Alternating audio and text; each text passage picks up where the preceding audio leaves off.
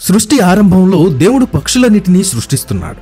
ఆయన ఒక్కో పక్షిని మట్టితో చేసి దానికి అందమైన రంగులు వేసి ప్రాణం పోసి ఎగరవేయగా అది దేవుని చేతిలో నుండి గొప్పగా పాట పాడుకుంటూ ఎగిరిపోయేది. అలా అన్ని పక్షులను సృష్టించాక చివరికి ఒకే ఒక్క చిన్న పక్షి మిగిలిపోయిందట.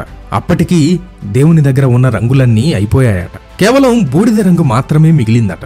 దేవుడు ఆ పక్షికి మొత్తం బూడిద రంగు వేసి ప్రేమతో దాని తల నిమిరి, నీ పేరు రాబిన్ రెడ్ బ్రెస్ట్, ఎర్రని గుండెగల రాబిన్ అని చెప్పి దాన్ని ఎగరవేశాడట. ఆ పక్షి సంతోషంగా ఎగురుతూ మిగతా పక్షులను చూసింది. నెమలి, చిలుక, పాలపిట్ట అన్నీ రంగురంగుల రెక్కలతో ఎంత అందంగా ఉన్నాయో. అప్పుడు దానికి తను ఎలా ఉన్నానో చూసుకోవాలనిపించింది. ఒక చెరువు దగ్గరికి వెళ్లి నీటిలో తన ప్రతిబింబాన్ని చూసుకుంది. ఆశ్చర్యం, దాని ఒంటి మీద ఒక్క చోట కూడా ఎరుపు రంగు లేనేలేదు, మొత్తం బూడిద రంగే. అది బాధతో ఎగురుకుంటూ తిరిగి దేవుని దగ్గరకు వెళ్లి ఆయన చేతిలో వాలి ఇలా అడిగిందట, ప్రభూ, నా పేరు రెడ్ బ్రెస్ట్ అని పెట్టావు కదా, కాని నా ఒంటి మీద ఎక్కడా ఒక్క చుక్క కూడా ఎరుపు లేదేంటి?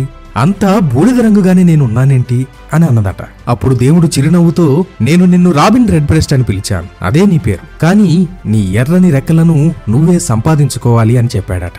ఆ చిన్న పక్షికి ఏమీ అర్థం కాలేదు. ఎర్రని రెక్కలను ఎలా సంపాదించుకోవాలి అని ఆలోచిస్తూ ఎగిరిపోయింది. తరాలు గడిచిపోయాయి. ఆ పక్షి సంతానం అంతా ఆ ఎర్రని రంగు కోసం ఎన్నో ప్రయత్నాలు చేశాయి. కొన్ని పక్షులు ప్రేమతో తమ గుండె ఎర్రబడుతుందేమో అనుకున్నాయి, కానీ అవ్వలేదు. కొన్ని గొప్పగా పాటలు పాడితే రంగు వస్తుందేమో అనుకున్నాయి, కానీ రాలేదు. కొన్ని ధైర్యంగా పోరాడితే వస్తుందేమో అనుకున్నాయి, అయినా ఫలితం లేదు. ఒకరోజు యెరూషలేము పట్టణం బయట గొల్గతా కొండ మీద ఒక రాబిన్ పక్షి తన పిల్లలతో గూటిలో ఉంది.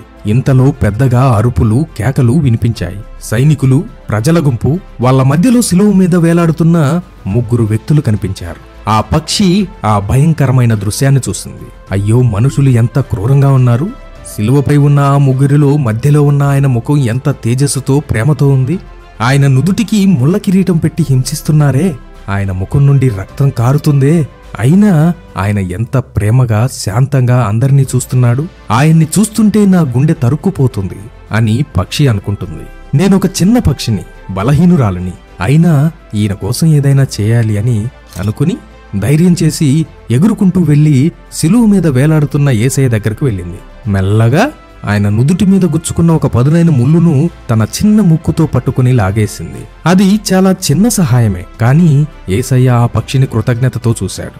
ఆయన నుదుటి నుండి ఒక రక్తపు చుక్క ఆ పక్షి గుండెల మీద పడింది. అంతే, క్షణాల్లో దాని బూడిద రంగు గల రెక్కలు అందమైన, ప్రకాశవంతమైన ఎర్రని రంగులోకి మారిపోయాయి.